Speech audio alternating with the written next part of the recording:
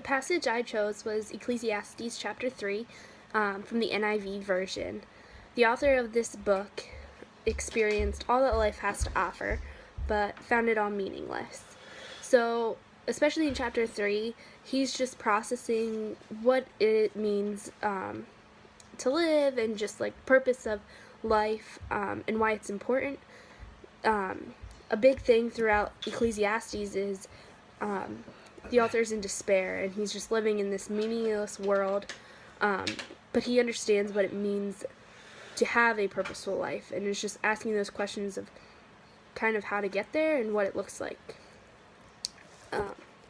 So Ecclesiastes chapter 3, there's a time for everything and a season for every activity under the heavens, a time to be born and a time to die, a time to plant and a time to uproot, a time to kill and a time to heal, a time to tear down and a time to heal, a time to weep and a time to laugh, a time to mourn and a time to dance, a time to scatter stones and a time to gather them, a time to embrace and a time to refrain from embracing, a time to search and a time to give up, a time to keep and a time to throw away, a time to tear and a time to mend, a time to be silent and a time to speak, a time to love and a time to hate, a time for war and a time for peace. What do workers gain from their toil?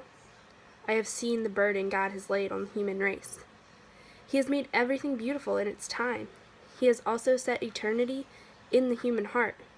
Yet no one can fathom what God has done from beginning to end. I know that there is nothing better for people than to be happy and to do good while they live, that each of them may eat and drink and find satisfaction in all their toil. This is the gift of God. I know that everything God does will endure forever. Nothing can be added to it, and nothing can be taken from it. God does it so that people will fear him. Whatever has already been, and whatever will be, has been before, and God will call the past into account. And I saw something else under the sun. In the face of judgment, wickedness was there. In the place of justice, wickedness was there.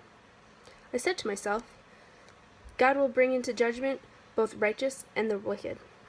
For there will be a time for every activity and a time to judge every deed.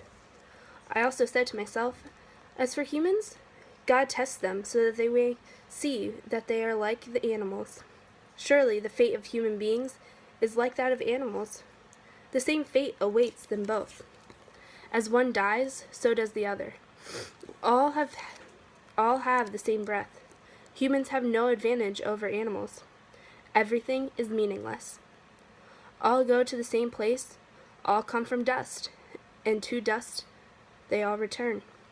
Who knows if human spirit rises upward, and if the spirit of the animals goes down into the earth?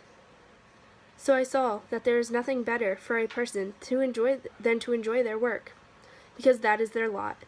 For who can bring them to see what will happen after them?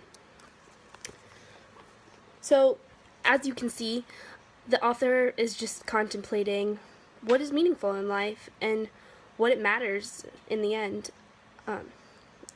Overall, we are fallen people, so it's easy to be selfish and want things to happen in our time and when we want them to.